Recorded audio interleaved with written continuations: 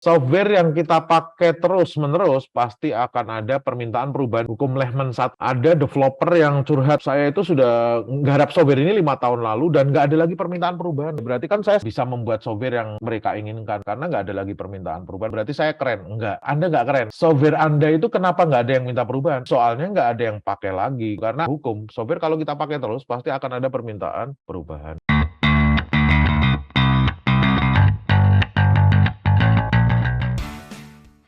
Bismillahirrahmanirrahim. Assalamualaikum warahmatullahi wabarakatuh. Selamat pagi, salam sejahtera untuk kita semua. Hari ini kita bahas satu yang sebenarnya keping-kepingnya sudah saya sampaikan ke Bapak Ibu sekalian di course-course yang lain. Selama ini terpisah-pisah, cuman hari ini coba saya rekap jadi satu, meskipun nggak semuanya bisa kita bahas. 50 hukum software engineering. Nama saya Romi, major saya di software engineering gitu ya. Jadi saya mimpin Brandmatics dan juga Brandevs, core bisnisnya kalau Brandmatics itu training, kalau Brandevs itu development untuk EA, data science, dan juga software, tiga itu. Kaki kiri saya bisnis, kaki kanan saya masih akademisi, saya masih tiap tahun nguji di beberapa kampus untuk S3 misalkan, saya juga masih reviewer di banyak jurnal Scopus Index, yang Q1 itu ada Elsevier, ada IST, ESWA, Expert System Application, yang Springer ada Software Quality Journal, dan seterusnya. Beberapa ide saya yang kemudian jadi core bisnis di Brandev, contohnya kita buat framework untuk pengembangan EA, namanya IDEA Framework. Kita buat framework untuk tata kelola pengembangan aplikasi, namanya Software Development Governance Framework. Kita buat framework untuk supaya lebih cepat bila dibandingkan dengan scripts DM di dunia data science. Kita sebut IDDM. Nanti Bapak Ibu sekalian kalau lihat Brandevs ID, nanti di halaman paling depan kelihatan semuanya di sana. Terus kemudian, jadi yang saya ceritakan hari ini, nggak hanya saya ambil dari buku, terus kemudian saya ceritakan, tapi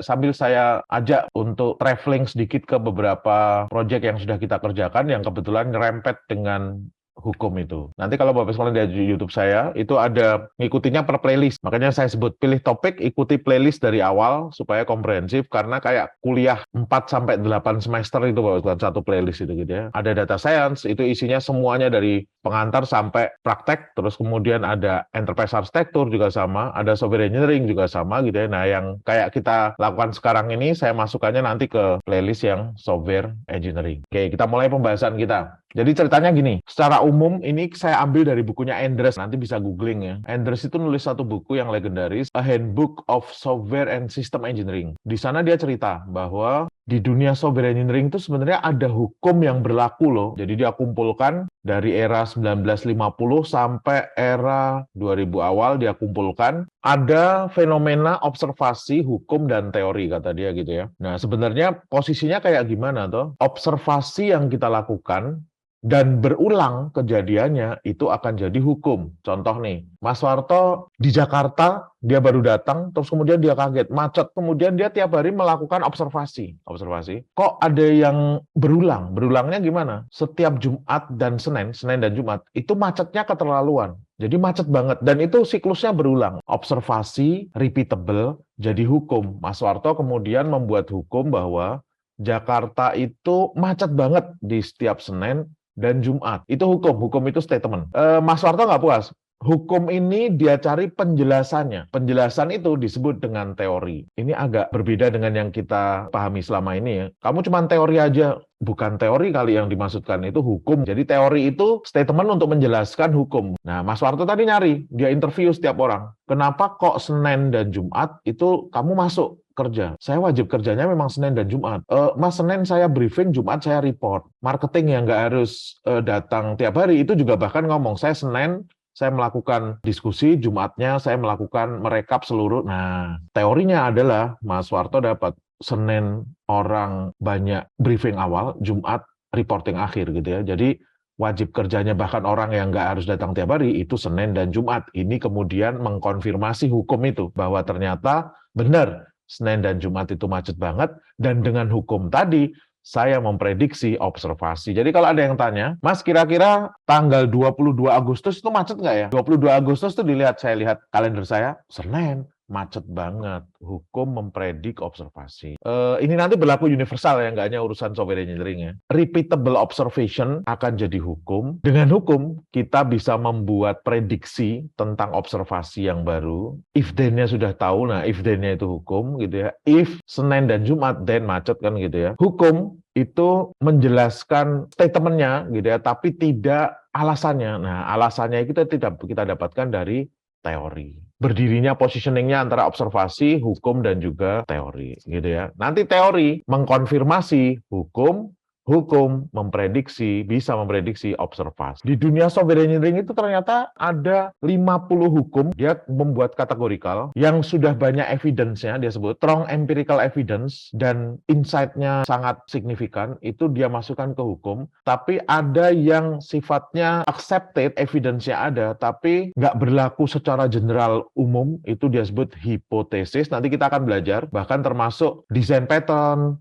terus kemudian agile, itu masuknya hipotesis ya, bukan ada di level hukum. Terus kemudian yang sifatnya guess and believe. Nah, itu nanti masuknya ke conjectures namanya. Andrews ini ngumpulin, di dunia software engineering itu ada 50 hukum yang empirical evidence-nya strong dan insight-nya dalam, ada hipotesis 25, ada kabar gembira. Ini kalau Bapak sekalian belajar tentang ilmu mustalah hadis gitu ya, sohih dan mutawatir, nah itu hukum. Yang levelnya itu hasan mungkin, itu hipotesis. Yang levelnya itu hadis yang agak lemah, itu levelnya conjectures nanti. Contoh ada yang terkenal nih, tapi ternyata setelah dicek sanad dan matannya, dia itu nggak terlalu bagus. Utlubul ilmi walau bisin, tuntutlah ilmu sampai ke negeri Cina. Legendaris banget, tapi dia itu levelnya kalau di dunia ini conjectures, guess and believe. Jadi ternyata sanadnya ada yang putus, matanya bagus, isinya bagus, tapi sanadnya ada yang putus. Di bukunya Andrews itu jelasin, 50 hukum itu pengaplikasiannya di mana, empirical evidence-nya seperti apa,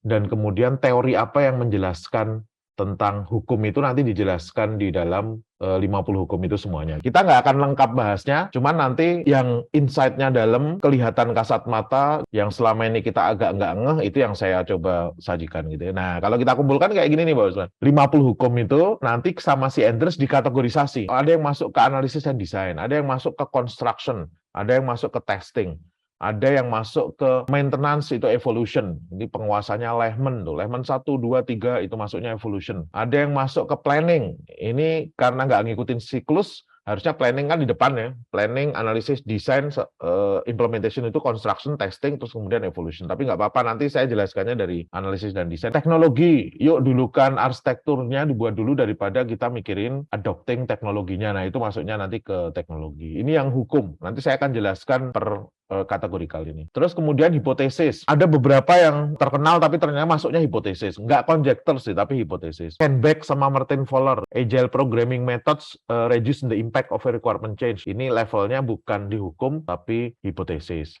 Design pattern, Eric Gamma CS, itu juga levelnya hipotesis, nggak mencapai hukum, karena empirical evidence-nya juga mungkin nggak banyak, dan nggak banyak juga laporan-laporan di dunia riset yang lebih dalam. Kayak misalkan Agile, Scrum, itu di dunia paper publikasi ilmiah itu berhasil meningkatkan efisiensi sekitar 70-80%, tapi nggak mengkat 50% gitu ya. Waktu pengembangan tadinya 6 bulan, terus kemudian hanya dengan Scrum atau Agile bisa hanya tinggal 1 bulan atau 2 bulan, enggak. Ini laporannya mengurangi 20%, jadi sekitar 80%-an gitu ya. Ini beberapa hal yang terkenal, legend, tapi nggak mencapai level hukum, masuknya ke hipotesis. Nanti bisa sambil dilihat di sini gitu ya. Nah, ada lagi ya conjectures. Conjecture itu yang kabar gembira gitu ya. Setiap aplikasi bisa dituning. Nah, kayak gitu tuh banyak yang ngomong. Sistem yang gede, effort untuk administrasinya lebih besar. Nah, kayak gitu tuh levelnya kayak tadi. Utlubul ilmi walau bisin tadi gitu ya. Hadisnya ternyata lemah. Ada yang nyebut bahkan mursal gitu ya. Tapi bisa dipakai untuk kabar gembira. Conjectures. Jadi sekali lagi, dunia software engineering kata Andrews 50 hukum, 25 hipotesis, 12 conjectures. Yuk, kita mulai dari yang pertama. Analisis dan desain termasuk yang banyak karena ada 10 hukum di antara 50 hukum yang masuknya ke analisis dan desain. Nanti kayak Evolution tuh nggak banyak, construction agak banyak gitu ya. Penyebab kegagalan software itu karena kegagalan kita membaca requirement, itu nomor satu gitu ya. Bukan karena codingannya nggak bisa,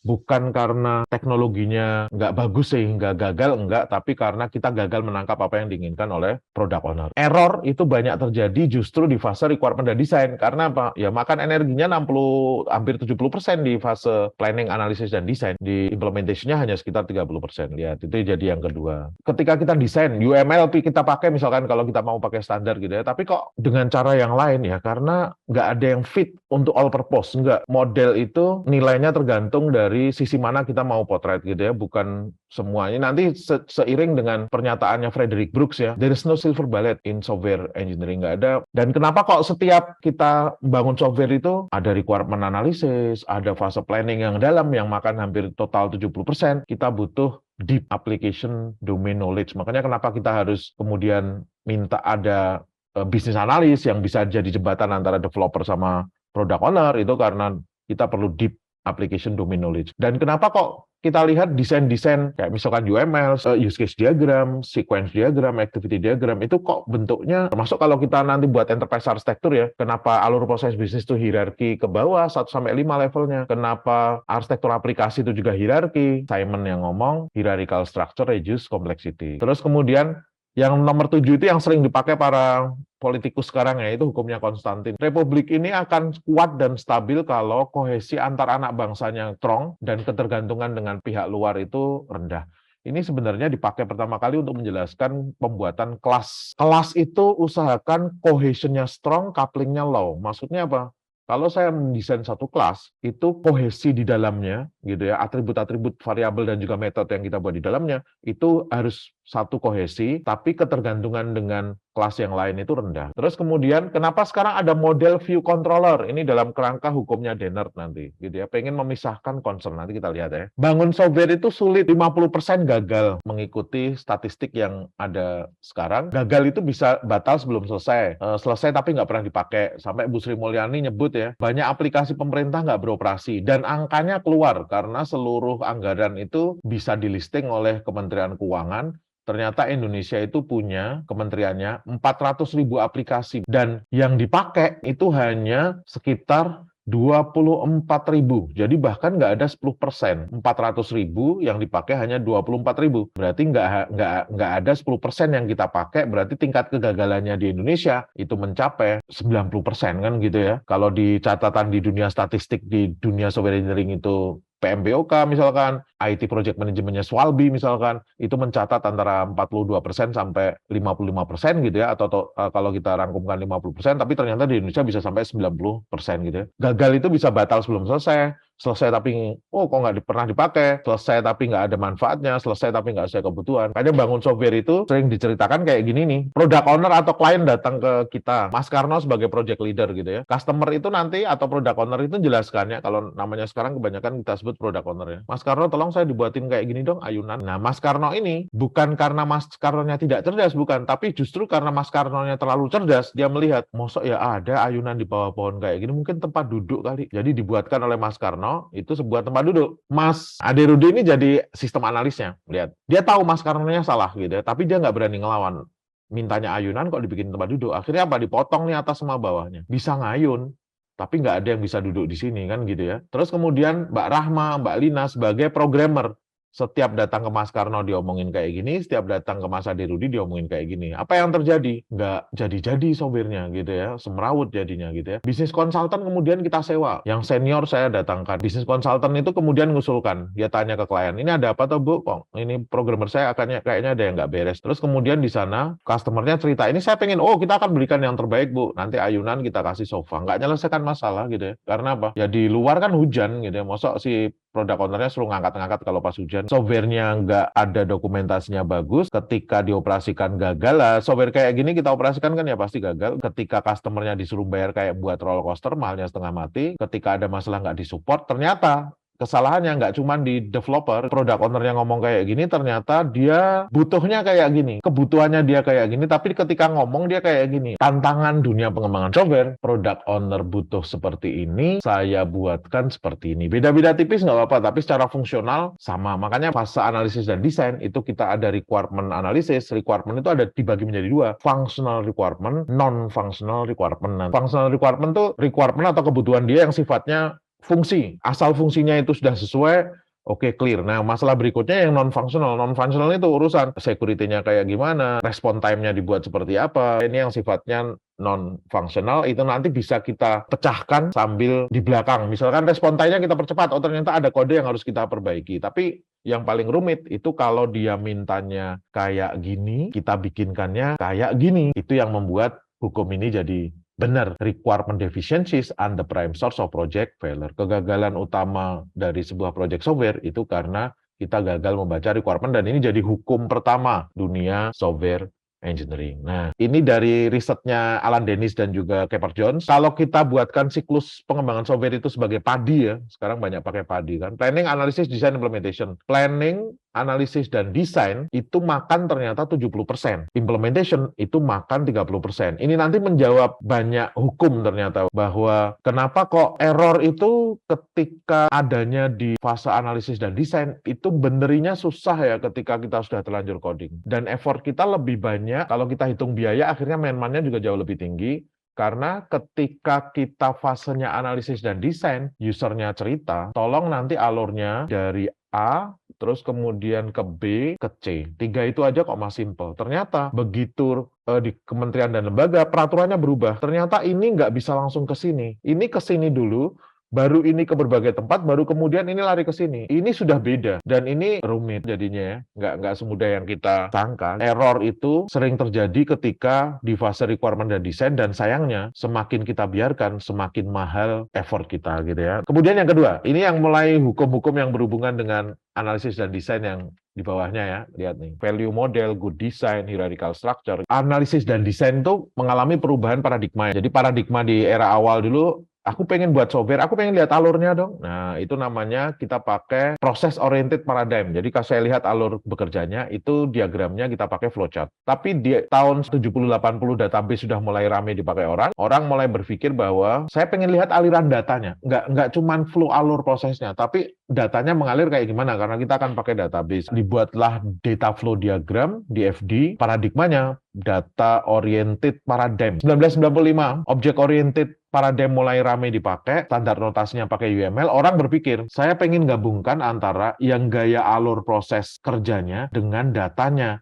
Makanya lahirlah diagram yang namanya Unified Modeling Language, gabungin data dan proses. Saya hidup masuk ke prodi ilmu komputer di Saitama University itu tahun 1995. Saya mengikuti pertama kali di era saya kuliah itu ada perang badar di dunia object oriented analysis and design, karena semua orang berlomba-lomba membuat metodologi. Makanya dulu ada yang disebut methodological war di era 1995 itu. Tokoh-tokohnya Kurt Jordan, Viv Brook, James Rambaugh, ada Ivar Jacobson, ada Grady Booth. Mereka buat buku masing-masing. Sampai kemudian mereka ngumpul. Akhirnya 3 orang, Grady Booth, Ivar Jacobson, dan James Rambaugh. Ini legendaris. James Rambaugh itu object modeling teknik dia buat, banyak dipakai di Jepang, Korea. Ivar Jacobson gaya use case diagram itu, Ivar Jacobson itu banyak dipakai di Eropa dan Amerika. Grady Booth itu membuat kayak kelas diagram di era-era awal, itu banyak di Amerika dan Eropa juga yang pakai. Mereka ngumpul kemudian bikin unified method, terus kemudian mulai standar kirimkan ke object management group namanya UML. Nah, UML mulai saya pertama kali belajar UML 1.0 ini. Sampai sekarang sudah 2.6 kalau nggak salah, UML yang paling baru. Nggak ada lagi perubahan signifikan. Sejak 2.1 sudah settled gitu ya. Paling perubahan-perubahan minor setelah itu. Nah, orang membuat fase fragmen, fase perpecahan, fase penyatuan, mulai dilemparkan ke object management group untuk jadi standar. Tahun 2000 awal mulai industrialisasi. Sekarang orang nggak bingung ketika saya cerita use case diagram, sequence diagram gitu ya. Padahal tahun 2004 di Indonesia saya cerita masih orang bingung gitu ya. Saya ngajar juga mahasiswa masih nggak paham. Mulai tahun 2000 di ML 2.0 itu dibuat 13 diagram seperti ini. Dibuat 13 diagram dibagi menjadi dua. Diagram yang sifatnya statis, structural, itu biasanya kita pakai di fase desain. Diagram yang sifatnya dinamis, behavioral, alur proses itu adanya di fase analisis. Makanya pemisahannya biasanya apakah ini behavioral, apakah ini structural gitu ya. Kalau structural masuknya ke fase desain, kalau behavioral masuknya ke fase analisis. Kayak use case diagram, sequence diagram, activity diagram itu fase analisis pasti gitu. Ini kenapa kok kita mikir kayak gini sampai banyak kayak gini? Kita butuh deep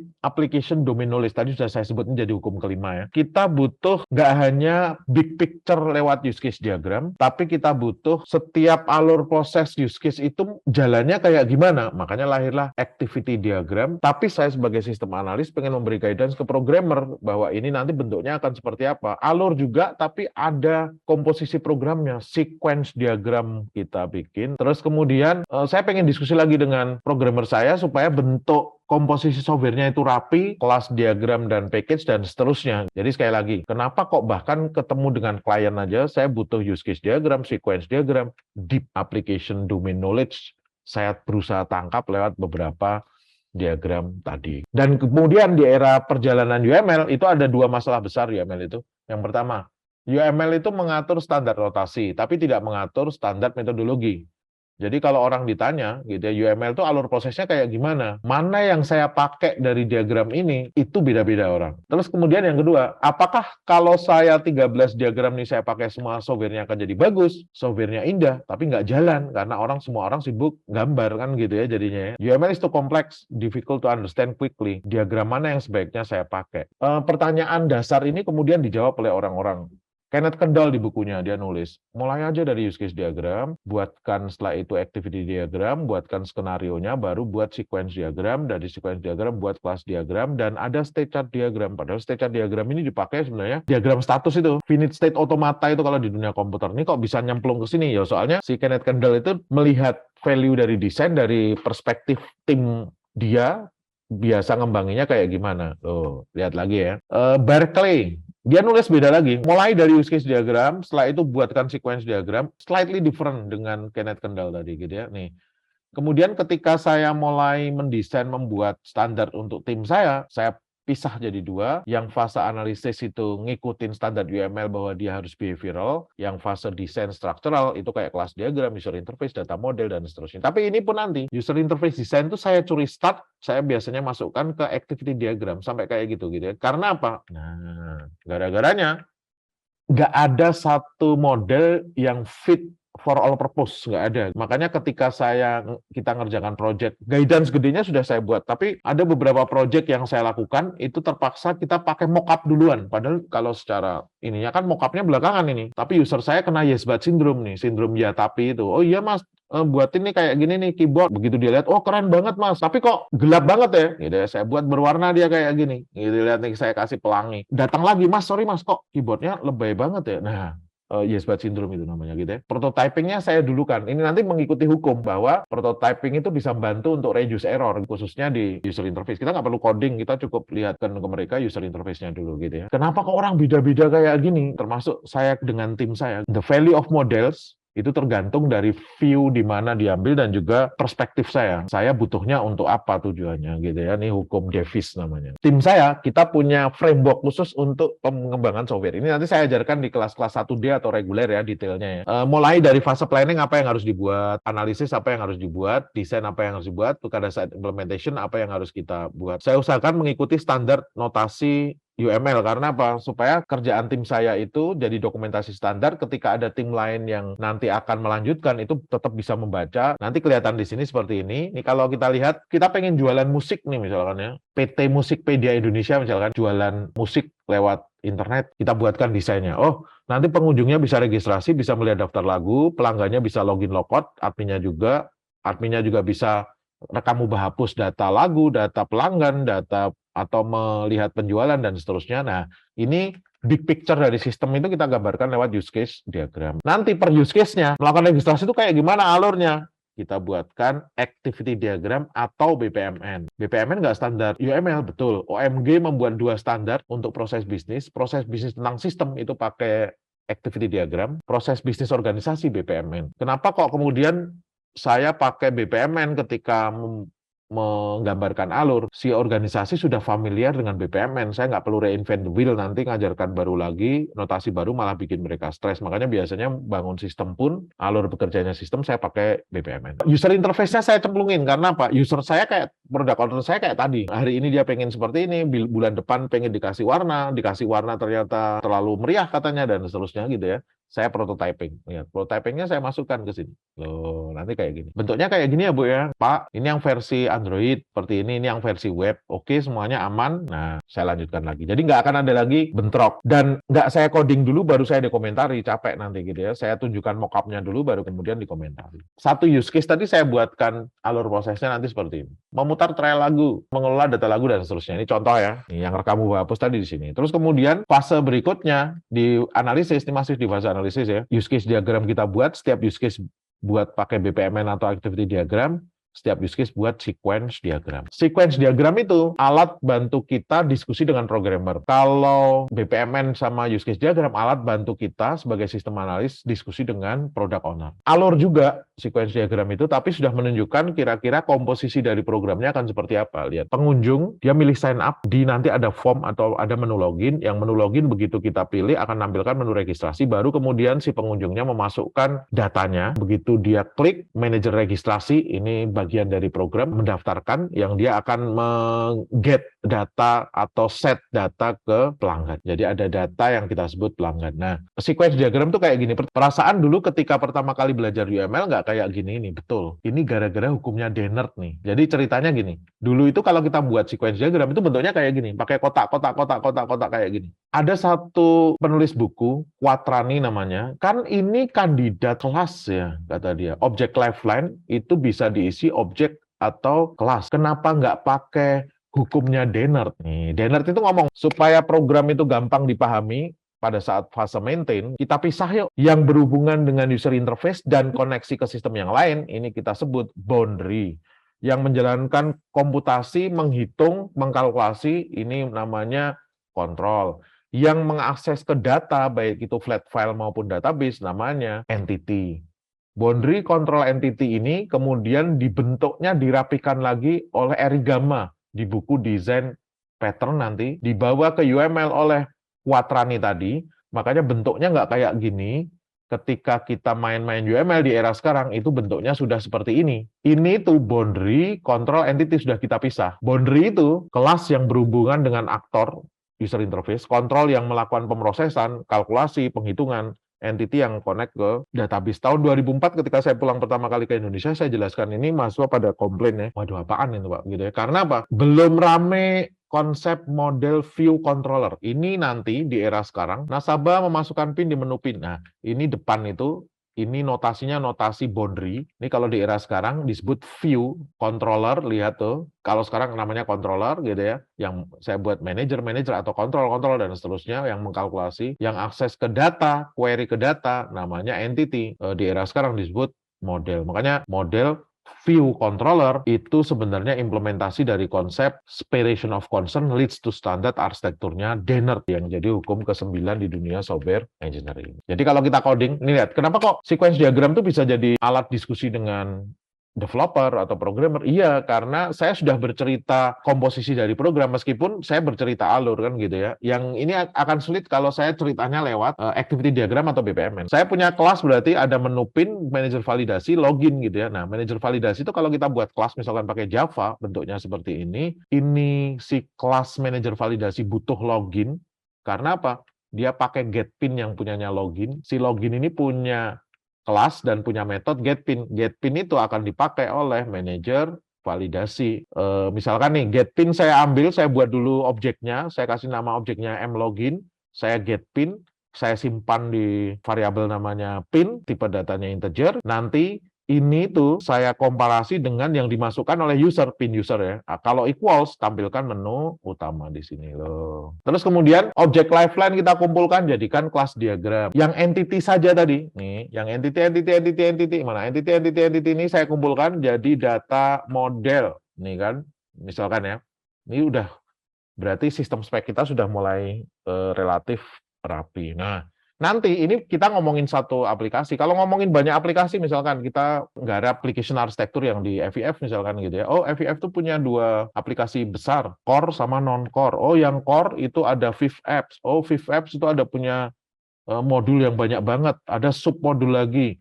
Submodul ini menjalankan atau punya fitur seperti ini. Fitur seperti ini, view main dealer, itu ternyata alur prosesnya seperti ini. Nah, kalau dilihat kok hierarki ya, iya. Arsitektur aplikasi itu kita buat hierarki gitu ya, gara-gara hukumnya si Simon, hierarchical structure reduce complexity. Baru analisis dan desain. Construction, saya berkali-kali nge-review lelang dan tender di kementerian-kementerian. Saya diundang oleh panitia lelangnya untuk mereview beauty contest. Banyak perusahaan itu yang pengen nyaplok lelang yang angkanya nggak pernah dia kerjakan sebelumnya. Jadi biasa dia ngerjakan proyek-proyek 300 juta, 500 juta, ini tiba-tiba ada lelang 5 miliar dan dia register. Ketika saya tanya, emang bisa ya Mbak nyaplok Mas kerjakan proyek segede ini? Biasanya kan di bawah 1 miliar gitu. Jawabannya bagus nih, Pak Jokowi itu Pak sebelum jadi presiden, jadi wali kota, dan itu bisa.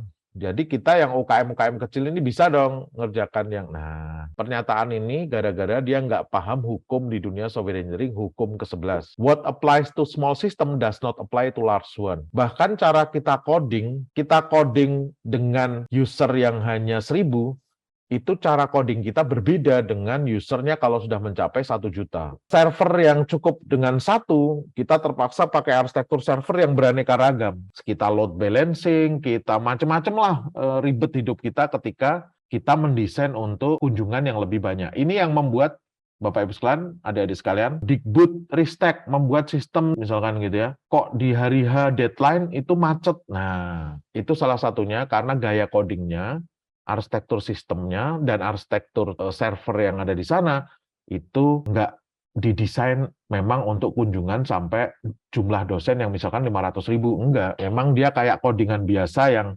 1-2 kali diakses. Nah, what applies to small system does not apply to large one. Jadi, hukum politik itu agak beda dengan hukum di dunia software engineering. Nah, nanti ketika kita ngomong, wah coding itu gampang. Semester 1 dan 2, teknik informatika, kita belajar coding, how to write a code. Kayak orang sastra Inggris belajar bahasa Inggris dasar, bahasa Inggris lanjut. Tapi nanti semester 4 dan 5, nggak lagi kita belajar tentang coding, tapi kita belajar how to develop software. Mata kuliahnya, sistem analisis dan desain, software engineering, itu nggak lagi belajar coding, dianggapnya codingnya sudah bisa. Ketika kita coding yang diminta oleh dosen, tolong urutkan 1-4 simple. Tapi ketika kita buat software, saya harus meyakinkan si product owner bahwa keyboard yang nyaman itu yang kayak gini, yang mechanical keyboard, dan kalau dibuat ternyata untuk putra-putrinya di era sekarang, itu lebih suka yang warna-warni kayak gini. Makanya ketika saya beli keyboard, terus kemudian keycap-nya saya ubah-ubah, anak saya si Damia yang ikut ngubah-ngubah, anak kelas 6 SD, dan dia happy dengan keyboardnya jadi lucu ya. Level belajarnya, Bapak Ibu, itu di software engineering, itu kita harus meyakinkan bahwa ini adalah keyboard yang pas untuk Anda. Si usernya ngomong kayak gini, saya kompromikan gitu ya. Kita nggak bisa nerima apa adanya dari user, dan kita juga nggak bisa memaksakan ini ke user. Nah, makanya disebut, software is a people, software is not just a code. Ini karena kita berbicara di level yang berbeda. Coding 10 baris, small system gitu ya, atau small code itu beda dengan kalau kita mulai coding 1 juta baris code yang harus kita mulai tata dengan baik. Software-software sudah banyak dibuat nanti. How to manage software. Semester 7 atau 8 kita belajar enterprise arsitektur. Software-software yang sudah saya buat tuh saya letakkan di mana. Inilah makna hukumnya si Dremer ya. What applies to small system does not apply to large one gitu ya. Apa yang jalan di sistem-sistem yang kecil bukan berarti bisa jalan dengan gampang di sistem yang besar. Testing. Ada beberapa hukum yang di luar dugaan kita ya. Gunanya saya ngetes itu kan untuk buat bug-nya jadi 0. Tes itu untuk menampilkan bug, bukan membuat bug-nya jadi 0. Jadi testing itu untuk menampilkan bug. Karena apa? Nanti ada hukumnya sendiri. Setiap 1000 baris code itu minimal 1 bug yang kita akan keluarkan. Pasti. Jadi setiap 1000 baris code itu satu bug, pasti minimal ya, minimal satu bug. Nah, programmer itu rata-rata setahun itu menghasilkan 6.000 baris code. Jadi satu orang programmer menghasilkan 6 bug setiap tahunnya. Jumlah programmer yang ada di dunia ini sekarang hampir 20 juta. Berarti kalau ditanya berapa bug yang ada di seluruh dunia ini, 20 juta kali 6, 120 juta bug yang ada di dunia ini. Bug tadi nggak mungkin kita nolkan, tapi kita pengen keluarkan gitu ya, supaya bisa kita perbaiki. Itu tujuan testing yang kita lakukan. Supaya kita bisa ngetes dengan lebih valid dan mengurangi bias, hukum ke-23 dari Weinberg ini terkenal. Programmer nggak boleh ngetes kode yang dia buat sendiri. Gitu ya. Makanya kalaupun kita pakai Scrum, misalkan ya, tim saya ada 5. Itu kalau ini yang coding modul A, yang ngetes nggak boleh dia, tapi yang di sini, misalkan gitu ya. Coding modul C, nggak boleh dia sendiri yang ngetes, tapi dikasihkan ke yang lain. Karena programmer atau developer is unsuited to test his code. Kita juga nanti akan belajar, ternyata bug itu ngumpul, bukan nyebar. 80% bug itu adanya di 20% modul. Mas Karno, coding, hatinya gembira. Modul A minggu ini, nggak ada bug. Minggu depan, coding modul B. Hari minggunya, pacarnya ngomong, kita sudah selesai, kamu pergi dari hidup saya. Modul B itu dikerjakan Mas Karno dengan hati gundah gulana. Itu bugnya bertebaran di modul B itu. Nanti modul C, pacarnya minta maaf, sorry ya, aku kemarin ini bla bla bla bla. Happy lagi. Modul C-nya selamat lagi. Lihat ya, selama seminggu Mas Karnonya happy banget. Pareto Zip Law ini jadi dasar penelitian yang kita lakukan di dunia software defect prediction. Bug dari software itu sebelum dites, kita predik aja letaknya di mana. Baru kemudian testingnya kita lakukan dengan mengitari bug-bug yang kita predik tadi. Itu lebih efisien. Jadi sekali lagi, testing filosofi. Bukan untuk membuat software kita jadi nol, karena sudah sunatullah setiap 1000 baris code, pasti satu bug. Programmer rata-rata menghasilkan 6.000 baris code, berarti ada 6 bug, 120 juta bug, itu udah kayak, itu wajar. Tugasnya software tester atau software quality assurance itu menampilkan bug itu supaya bisa kita perbaiki, tapi ngenolkannya hampir nggak mungkin. Dan testing itu ada unit integration system sama acceptance. Unit integration system itu yang ngerjakan software tester. Acceptance test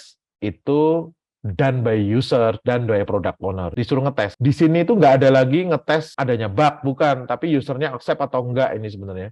Tapi 1, 2, 3, ini ngetes ada bug atau enggak. Loh, bugnya yang paling banyak ada di mana? Unit sama integration. Karena sistem testing itu ngetes non-functional requirement. Unit dan integration, functional requirement. Alur prosesnya kayak gimana? Itu unit sama integration. Tapi dikasih pressure 50.000 pakai JMeter kok ambruk ya. Nah, itu masuknya sistem testing pasti. Jadi sekali lagi, bug itu paling banyak ditemukan di fase unit integration system. Tapi kalau sudah mulai acceptance, itu biasanya tujuannya bukan untuk ngeluarin bug, tapi usernya accept or not. Gambar-gambar, icon-iconnya sudah oke atau belum, nyaman atau enggak, dan seterusnya.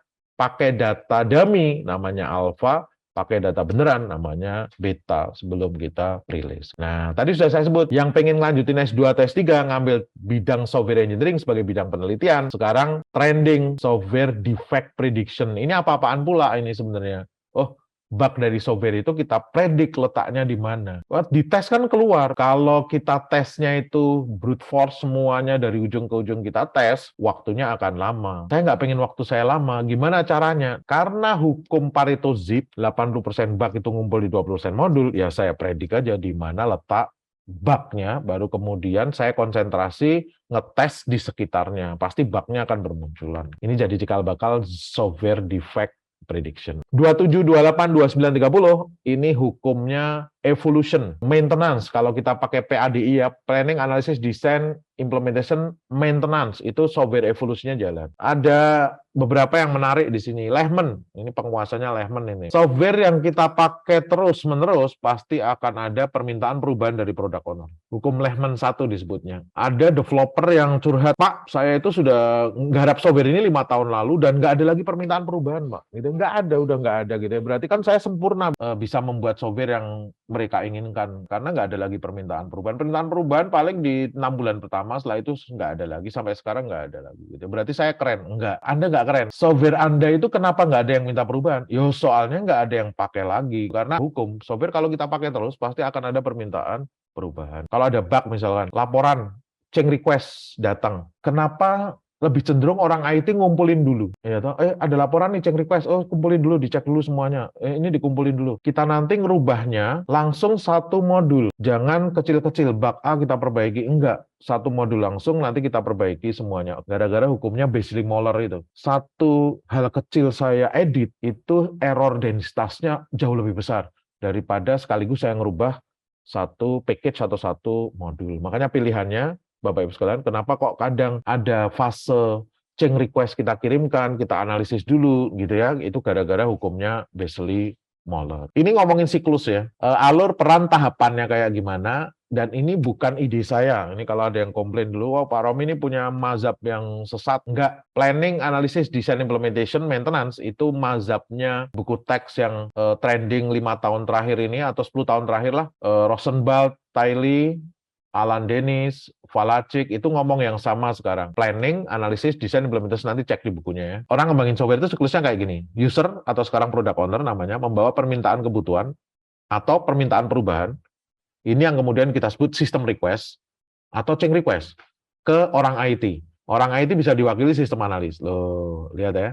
Nanti orang IT-nya nggak saminawa atau oh saya dengarkan, saya taati, saya kerjakan. Enggak. Visibility analysis. Layak atau enggak ini? Benefitnya ada atau enggak, sesuai tupoksimu atau enggak, tugas pokok dan fungsimu atau enggak gitu ya. Nah, fase ini disebut planning, deliverables-nya sistem proposal. Sistem proposalnya sudah di-accept, terus kemudian kita ajukan dana. Kalau pihak internal itu berarti dia ngomong ke bosnya, orang IT-nya ngomong ke bosnya juga oke, sudah berarti mulai kita kerjakan. Kalau saya di pihak ketiga, orang luar yang software house yang diminta untuk ngerjakan, berarti saya kirim proposal, dia ngomong, "Mas, ini sudah oke nih, pimpinan, yuk mulai dikerjakan, DP-nya mulai kita kirimkan," itu berarti saya masuk ke fase analisis dan desain. Lihat ya, kita mulai buat sistem spek. Atau kalau orang Indonesia nyebut macam-macam lah, di Indonesia ada software requirement spesifikasi, ada business requirement diagram, ada FSD, ada macam-macam. Tapi intinya sama ya, itu sebenarnya sistem spek. Nanti dibantu oleh bisnis analis yang jadi jembatan kalau saya bukan developernya, bukan di bidang yang, atau memang akan beda bidang. Kalau bidangnya dekat nggak apa-apa gitu ya. Saya bangun software untuk mengkompres file itu gampang banget. Tapi kalau saya membangun software untuk menghitung DNA setengah mati kan gitu ya. Karena saya bukan orang bioteknologi. Nah ini fase analisis dan desain, outputnya sistem spek. Sistem spek kita berikan ke programmer untuk coding, konstruksi ya. Terus kemudian testing ke software quality assurance. Ini sekali lagi, ini kita ngomongin siklus ya, bukan metodologi. Nanti setelah ini kita lihat. Terus kemudian kita siapkan dokumentasi yang lengkap, ini fasenya implementasi, outputnya software. Padi, ini makan energi, benar. Tapi yang lebih makan energi sebenarnya maintenance. Setahun kemudian ada permintaan perubahan, apa yang kita lakukan? Karena siklus lari lagi ke atas. Nih, lari lagi ke atas seperti ini. Nih, sekali lagi, saya stres banyak banget yang minta perubahan. Itu sebenarnya kabar gembira karena software kita dipakai mengikuti hukum yang tadi, hukumnya si Lehman. Ngomongin siklus ini ngomongin evolusi, balik lagi ke atas gitu ya. Nah, contoh nih, kita biasanya di project-project kita, ketika kita diminta untuk analisis aplikasi yang ada gitu ya, kita assess mereka. Aplikasi di KLHK itu ada apa saja sih gitu ya misalkan ya. Kita assess yang orang IT-nya, kita assess penggunanya. Nanti kita bikinkan kuadran. Ini ngikutin ISO 25000 ya. Kuadrannya, kalau kata usernya ini bagus banget, ini bantu saya prosesnya, juga bisa mempercepat proses saya. Kata orang IT-nya, ini memang masih baru, maintain. Kata user bagus banget bantu, kata si orang IT-nya ini obsolete, ini framework-nya sudah susah diapa-apain, replace dengan teknologi yang lebih baru menjalankan fungsi yang sama. Kata user, ini nggak ada manfaatnya. Kata orang IT-nya, ini padahal software-nya baru, framework-nya juga baru, maintainability-nya juga bagus. Tambahin fitur ya, saya itu. Kalau kata user jelek, kata orang IT-nya juga nggak bagus, buang. Makanya nanti biasanya hasil survei ISO 25000 itu kayak gini. Nah, ini tuh dasar kita ketika mulai melihat, contoh nih ya, oh yang maintain banyak kok, tapi yang AMDALNet di KLHK itu harus diubah nih kata dia, replace. Lihat hasil dari assessment aplikasi ini di replace. Ini nggak langsung apa adanya kita lakukan. Jadi yang saya lakukan, saya pahami dulu alur proses bisnis dari kementerian itu. Loh, nanti tarik ke belakang sampai saya ketemu pencegahan dampak lingkungan usaha kegiatan tadi. Nanti ada proses bisnis, namanya peta proses bisnis ya. Ini kalau di dalam enterprise arsitektur namanya bisnis arsitektur, bisnis proses diagram namanya gitu ya. Nah, sampai kemudian saya ketemu uji kelayakan AMDAL. Nah, uji kelayakan AMDAL ini prosesnya kayak gini. Itu sebenarnya saya sambil visibility analysis orang IT-nya, ini sebenarnya memang layak kita buatkan sistem atau enggak nih? Jangan-jangan memang nggak layak. Kita buatkan modul, jangan-jangan nggak layak jadi modul. Karena apa? Nggak ada masalah di sini. Nah, makanya proses yang sudah mereka lakukan, itu saya simulasi. Saya cek valid atau enggak prosesnya. Yang kedua, kalau saya masukkan waktu, kira-kira jadi berapa service level agreement-nya. Dan kalau service level agreement-nya itu satu proses kelayakan AMDAL ini ternyata 2 hari, dan kenyataannya juga 2 hari, nggak perlu dibikinkan sistemnya, kan gitu ya. Orangnya cukup atau enggak? Resource analysis. Nah, ini saya cek dulu. Masuk 40, keluar 80, nggak efisien nih. Berarti saya perbaiki prosesnya dulu.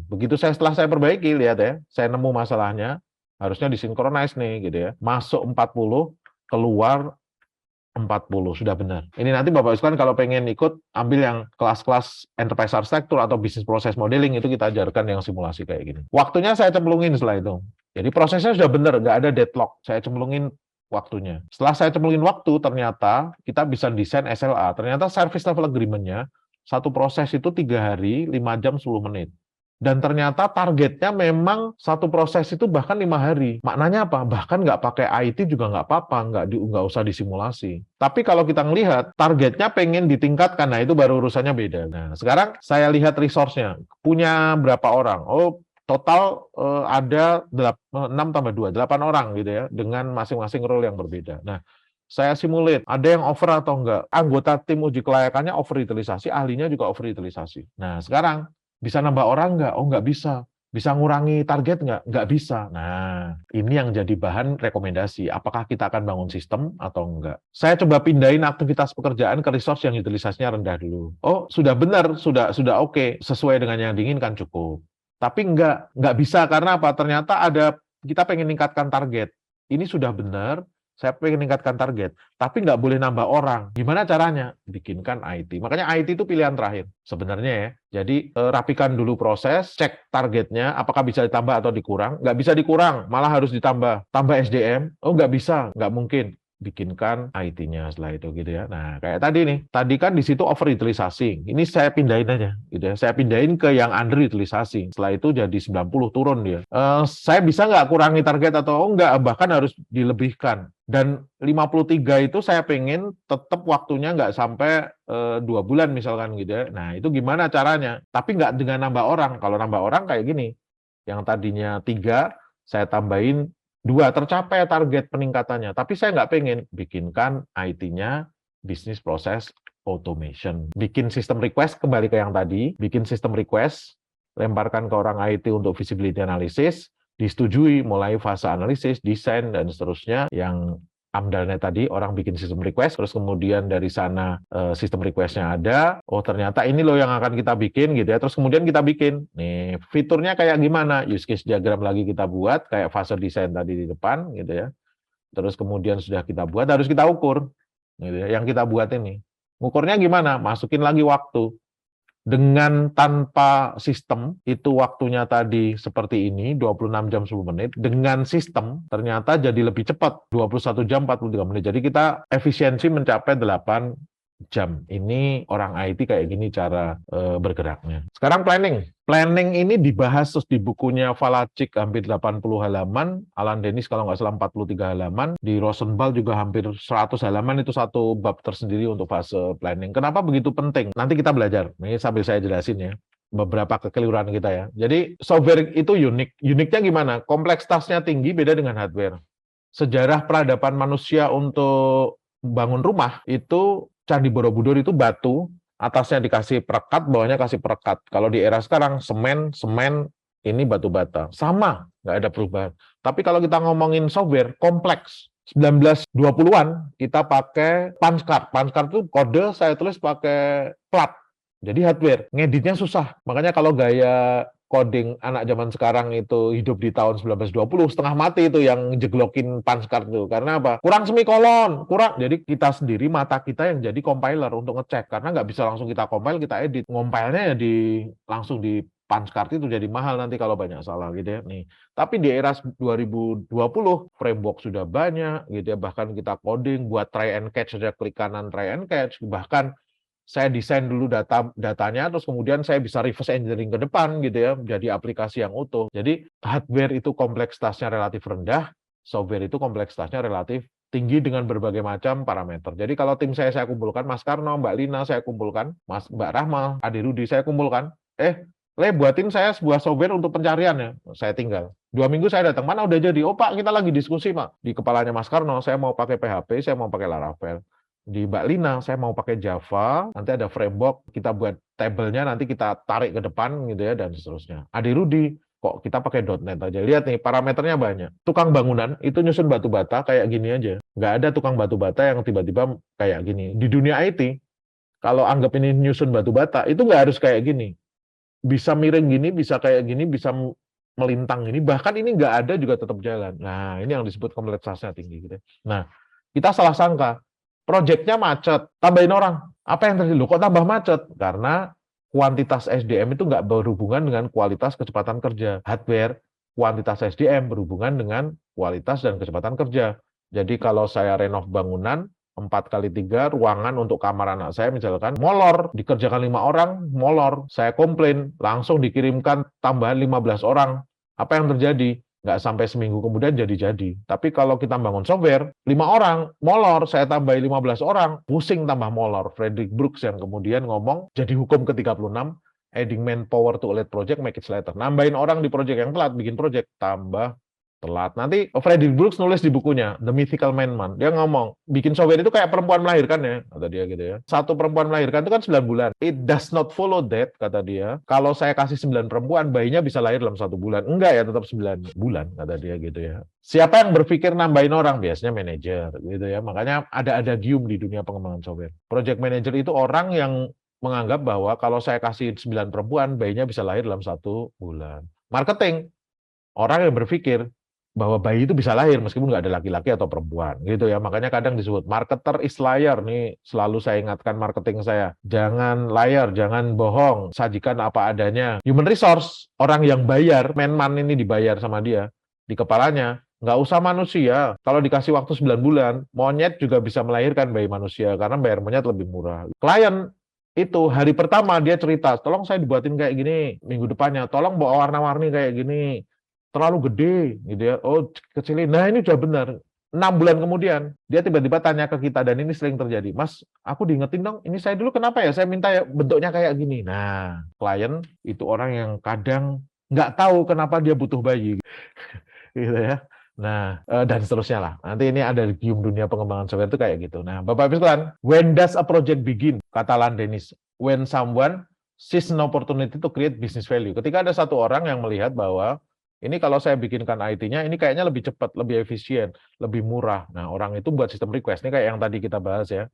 Sistem request kita analisis kelayakan, kayak tadi sudah kita bahas. Terus kemudian proses ini yang tadi saya jelaskan, analisis kelayakan. Kalau kita ngomongin padi, itu ngomongin siklus. Tapi kok saya pernah dengar ada Scrum, Waterfall, Agile. Nah, itu namanya metodologi pengembangan software. Kalau orang sistem analisis desain namanya metodologi, kalau orang software engineering namanya model proses, kalau orang Agile nyebutnya framework atau practice. It's okay, nggak ada masalah ya. Jadi pendekatan yang kita pakai untuk menerapkan siklus. Jadi P-nya selesai baru ke A, A-nya selesai baru ke D, D-nya selesai baru ke I. Itu namanya structure design. Contoh yang paling terkenal waterfall method. Saya pengen lebih cepat, tapi bentuknya nanti versi 1, versi 2, dan seterusnya, itu namanya rapid application development. Contohnya, kalau putarannya itu versi kode, phase development, putarannya itu user interface, prototype. Saya pengen iteratif juga, tapi lebih diatur. Dalam arti, buatkan guideline supaya nggak sebrutal ini. Kalau ini nggak ada guideline-nya. Nah, guideline itu agile development, contohnya extreme programming, Scrum, itu practice-practice atau guidance-guidance yang dibuat ketika kita proses iteratif. Makanya kalau ditanya Agile itu sebenarnya iteratif dengan memperhatikan 4 value sama 12 manifesto yang dibuat oleh 17 software engineer yang menyusun manifesto, Agile manifesto itu gitu ya. Nih, tapi kuncinya di iteratif tapi ada guideline gitu ya. Makanya kalau kita gambarkan waterfall itu planning dulu, baru analisis selesai, desain selesai gitu ya. Nih. Bagus untuk apa? Software-software yang sifatnya critical system, berhubungan dengan keselamatan manusia, ECU mobil, lift, eskalator, itu pasti pakai cara ini. Sistem versi iteratif. Buat dulu yang utama-utama dulu, jadikan versi 1, nanti kebutuhan yang nggak terlalu mendesak, putar versi 2 dan seterusnya. Saya pengen muter tapi ada guidance-nya. Guidance-nya ngikuti Canback, jadilah Extreme Programming. Guidance-nya ngikutin Ken Swaber Jeff Sutherland, jadinya Scrum gitu ya. Oh, sprint 1 mana goalnya dan seterusnya. Nanti muter lagi sprint 2 sampai jadi software. Ini namanya metodologi atau model proses atau framework atau practice. Makanya Scrum punya Scrum Guide yang tahun 2020 versi terakhir itu 18 halaman itu. Nah, dia cerita satu sprint nggak boleh lebih dari 1 bulan, nggak boleh kurang dari 1 minggu, kata dia gitu ya. Tim nggak boleh lebih dari 9 orang, nggak boleh kurang dari 3 dan seterusnya. Nah, guidance kayak gini nih, gitu ya. Bedanya secara umum, kalau gaya waterfall structure itu planning, analisis, desain sampai ujungnya nanti jadi software yang sudah jadi. Tapi kalau ini enggak. Musikpedia itu saya pengen login, registrasi sama muter trial lagu aja lah. Itu karena 1 bulan ke depan saya pengen pamerkan ke di JACC tentang pameran musik misalkan orangnya ya. Apa yang dia lakukan? Dia pakai Scrum, dia hanya bikinkan fitur untuk registrasi, login, dengerin musik tadi, sudah jadi program yang siap dirilis gitu kan dalam 1 bulan sprint itu atau 1,5 bulan. Sprint 1 bulan, sprint pertama, sprint keduanya dia buat 2 minggu misalnya gitu ya. Nih, nanti seperti ini. Kalau ini siklus, ini tuh cara menerapkan siklus. Terus kemudian kalau kita kembali ke siklus, jadi planning itu sistem request dibuat, ada 3.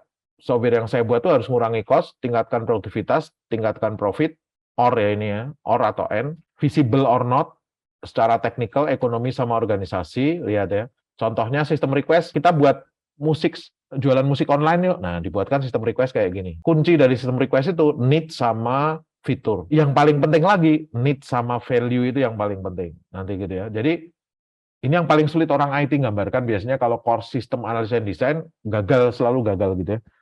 Orang IT selalu giving services ya. Mas needs-nya apa? Oh, dengan sistem ini orang bisa login terus. Nah, itu bukan needs atau value, tapi itu requirement. Dengan software ini orang mudah melakukan, nah itu masih requirement, bukan business need atau business value. Jadi nanti kalau di era modern kita pakai tools kayak Spark, nanti Bapak Ibu, ini yang standar kita untuk beberapa services kita buatkan standar, nanti setiap unit kerja yang minta buatin untuk sistem request dia tinggal centang-centang pakai skala Likert. Kita visibility analysis orang IT yang melakukan skala Likert juga nanti kita buatkan format kayak gini. Ini sudah jalan di beberapa klien yang kita rapikan ya. Economic visibility, apakah layak, ROI-nya berapa, BEP-nya berapa nanti dihitungkan di sana.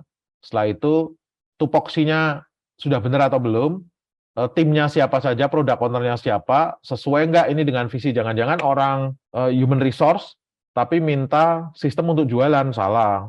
Marketing minta sistem untuk absensi, salah gitu ya, nggak sesuai tupoksi kan tugas pokok dan fungsi. Alasan utama software dikembangkan itu bukan yang cara manual sekarang, manual nih saya pengen modern canggih, enggak. Tapi ada 2 faktor, satu needs, butuh, dalam arti sesuai dengan kebutuhan, atau dan ada benefitnya. Jadi mengurangi biaya operasional, meningkatkan performa kerja, efisiensi, itulah kita kenapa bikin aplikasi, bikin software, dan itu kita tunjukkan, kita buktikan dengan visibility analysis yang 3 tadi gitu ya. Dan ini nanti senada. IEEE itu membuat definisi software yang berkualitas. Itu syaratnya ada 2 kata dia. Sesuai kebutuhan. Ini kalau kita bikin sistem request tadi, business requirement, fitur-fiturnya apa saja, ada benefitnya yang kita hitung sampai ROI, BEP, dan seterusnya itu business value. Dengan software ini meningkatkan pendapatan, dengan software ini membuat efisiensi kerja, dengan software ini mengurangi bug atau cacat produksi, dan seterusnya itu masuk ke business value. Ini yang berhubungan dengan hukum bahwa effort itu non-linear function dari product size. Jadi cara menghitung man sama man sebuah software itu nanti ada banyak. Ini kita punya kelas khusus juga untuk software effort estimation ya. Biasanya kalau yang reguler masuknya ke sistem analisis dan desain. Nah, contoh nih, use case point. Dari use case diagram yang kita buat, nanti kita tinggal lihat apakah aktornya itu manusia. Kalau manusia kita kasih 3 nih ya, difficult. Aktornya sistem lain ternyata punya API atau enggak. Kalau punya 1 enggak punya API 2. Use case-nya tadi, berapa transaksinya. Transaksi itu maksudnya misalkan melakukan registrasi yang ada di sini nih, berapa transaksi, itu berapa user melakukan approach ke sistem, itu ya disebut dengan transaction gitu. Oh, ternyata transaksinya 1, berarti simple. Ini kita isi simple, ini manusia kita isi kompleks tadi ya. Nah, nanti setelah semuanya kita masukkan, kita ngisi TCF, ECF-nya kita isikan. Saya agak percepat karena ini course-nya bukan tentang software effort-nya. Kalau kita pakai tools kayak Spark, ini bantu kita, lihat ya. Pengunjung itu kita klik, nanti keluar kita isikan, manusia berarti difficult, dan seterusnya. Nanti melakukan registrasi tadi kita buat easy, nanti cukup kita klik QA report, terus kemudian kita bisa mengeluarkan use case point-nya, ternyata 92. 92 itu nanti kita kalikan PHM, PHM-nya bisa ada dua, ambil yang 20 atau ambil yang 28, nanti kayak gini nih Bapak Ibu, lihat nih 20 atau 28, resiko tinggi 28, normal 20. Nah, dari sana kita tahu Musikpedia yang tadi UCP-nya 92, itu kalau saya kerjakan, saya kalikan 20, normal berarti dapat 1840 PH, satu hari kerja 8 jam, satu bulan kerja 22 hari, Sabtu Minggu libur, berarti 10 orang, berapa bulan dikerjakannya? Rumus, 3 kali PM pangkat sepertiga, 6,5 bulan. Jadi butuh 10 orang dikerjakan 7 bulan misalkan. Kok rumusnya kayak gini ya? Nah, berarti kalau saya tambahin orang, jadi tambah lama, karena hukumnya si 36 tadi, adding manpower to lead project make it later gitu ya. Nah, ini membuktikan juga bahwa effort itu ternyata non-linear function dari product size ya, ya dari masukannya. Dia fungsinya fungsi non-linear. Nih hukumnya si Booms yang hukum ketiga ya. Nah terus kita bisa ngitung untuk software yang besar. Misalkan INSW generasi 2 itu kita yang desainkan, kita yang ngitung juga dari sana nanti bisa kelihatan ternyata 1517 UCP itu kalau kita hitung kayak tadi butuh 172 orang total project, waktunya 16 bulan misalkan gitu ya. Itu berhubungan dengan yang planning ya tadi ya. Nah, sekarang human resource, lihat ya. Beberapa yang menarik di sini. Hanya butuh 5.000 jam untuk mendidik manusia-manusia lugu menjadi expert. Mas Karno ketika berapa tahun lalu ya? Nah, 8 tahun lalu datang, loh, umurnya masih 18 tahun, masih lugu. Tapi sekarang udah ngerjakan project yang miliaran nih. Saya menggunakan hukumnya Doc Norman, hukum apprentice itu, yang 43. Hanya butuh 5.000 jam untuk mendidik newbie menjadi expert. Makanya di kita rekrut SMA dan SMK lulusannya, umur 18 tahun nggak apa-apa, nanti kita ajarkan dia untuk banyak belajar. Makanya untuk level adik-adik kita, saya minta dia malamnya juga belajar gitu ya. Makanya sebenarnya lemburnya untuk dia belajar. Gitu. Karena secara keilmuan dia butuh 5.000 jam. Saya bahkan nggak pernah nerima dari IPK-nya yang tinggi atau nilainya bagus, enggak. Jujur, attitude-nya bagus, mau kerja keras, mau belajar, dia pasti bisa karena ini nanti rentetannya ke berbagai hukum yang lain ya. Di dunia psikologi bergeser. Dulu di era tahun 1970 orang yakin bahwa jenius itu genetis. Jadi kecerdasan itu genetis sifatnya gitu ya. Tapi ini kemudian ditolak. Karena apa? Einstein itu berarti bapaknya pinter, bapaknya nggak terkenal gitu. Anaknya Einstein harusnya pinter. Enggak semua gitu ya kalau kita lihat ya. Makanya jenius tidak dilahirkan, jenius itu kita perjuangkan. Penelitian pertama itu Bapak sekalian, ada beberapa orang di Afrika yang dibawa oleh orang Amerika sejak SD, dididik dengan gaya orang Amerika, diajarkan pendidikan yang benar, 15 tahun kemudian ditemukan dengan saudaranya yang masih tinggal di Afrika. Apa yang terjadi? Gap kecerdasannya bisa berbeda. Yang ini cerdas banget, yang ini enggak. Di tes IQ juga sama. Ini tinggi, ini rendah. Kalau kita nyangka bahwa otak saya sudah penuh, Pak, ini kesalahan. Karena apa? Otak manusia itu sama, 1.000 sampai, ya antara 1.000 gram ya, 800 sampai 1.000 gram. Aaron Stern membuktikan bahwa anaknya itu, Edith Stern, kalau dia didik dengan pelan-pelan, dengan baik, diajarkan dengan baik, bisa PhD umur 15 tahun, tapi ada satu anaknya yang dia biarkan, ya nggak jadi benar, mau bergaul terserah dan seterusnya. Nah, kecerdasan itu kemauan dia sama environment yang menentukan gitu. Makanya kenapa kok sekolahkan di tempat yang bagus yuk, SMP-nya bagus, SMA-nya bagus, karena ngejar environment tadi. Environment di Brainmatics sama BrainDevs itu kita buat supaya anak mau belajar. Saya buatkan rule, saya buat ini, terlibat di project dan seterusnya, karena saya pakai hukumnya Doc Norman ini. Hanya butuh 5.000 jam untuk mendidik newbie menjadi expert. Dan sekarang rata-rata ketika semester 4, 5 itu sudah mulai bisa ngajar. Bahwa kita bisa lihat ya, kelas-kelas 1 hour kita kan, Mas Mansur, Mas Wahyu, Mas Karno, itu sekarang mungkin 7 tahun lalu, 6 tahun lalu, itu masih lucu-lucu gitu ya. Ini fotonya Karno juga masih lucu nih kayaknya nih. Masih imut-imut zaman dulu gitu ya. sekarang sudah sampai kemana-mana ngerjakan banyak proyek dan seterusnya. Termasuk kalau kita lihat online training kita, saya hanya ngisi paling yang reguler sama 1H, kayak 1D itu sudah saya serahkan ke junior-junior yang ada di Brandmatic dan Branddev yang sudah kita didik. Jadi sekali lagi, hanya butuh 5.000 jam. Kalau Anda mau kerja keras, siapapun bisa jadi mahir. Nggak ada kecerdasan itu terlahir karena bapaknya cerdas, nggak. Nih, teknologi yang terakhir kita bahas. Yang beberapa yang menarik. Hukumnya Moore sama hukumnya Cooper ini bikin sakit hati orang yang bergerak di bidang infrastruktur. Mangga 2 hancur, salah satunya karena ada marketplace kayak Tokopedia dan seterusnya. Tapi yang paling rumit sebenarnya, bisnis hardware itu saya jual CPU sekarang, terbaru, kalau saya nggak bisa jual dalam 6 bulan, itu turun harganya. More ngomong, price and performance of processor is half setiap 18 bulan. Ini jadi kerangka yang baik. Kalau saya nanti pengen beli laptop, jangan ambil generasi prosesor yang paling baru. Turunkan satu aja, itu harganya sudah anjlok hampir 50%-nya. Loh, gitu nanti strateginya. Dan kenapa IndiHome ngos-ngosan, beberapa perusahaan-perusahaan ISP yang dulu berjaya ya mulai bangkrut, hukumnya Cooper. Bandwidth itu harus dinaikin 2 kalinya setiap 2,5 tahun.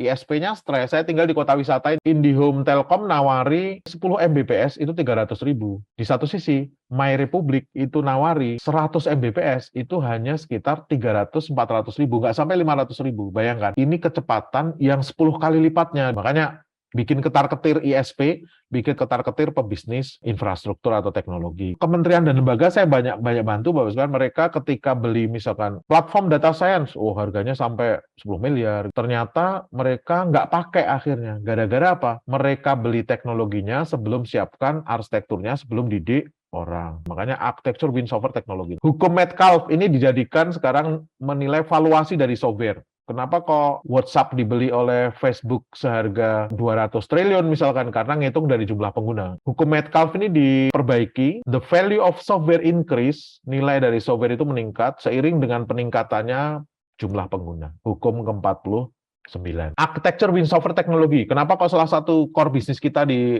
enterprise arsitektur, software-software yang sudah dibuat oleh organisasi itu kita pengen tata. Natanya pakai domain arsitektur ada 4 BDAT ya, bisnis, data, aplikasi, teknologi. Bahwa aplikasi itu terlahir dari proses bisnis itu juga menghasilkan data, atau aplikasi menghasilkan data, aplikasi jalan di atas teknologi. Ini nanti lihat 1 hour saya atau YouTube saya tentang enterprise arsitektur ya.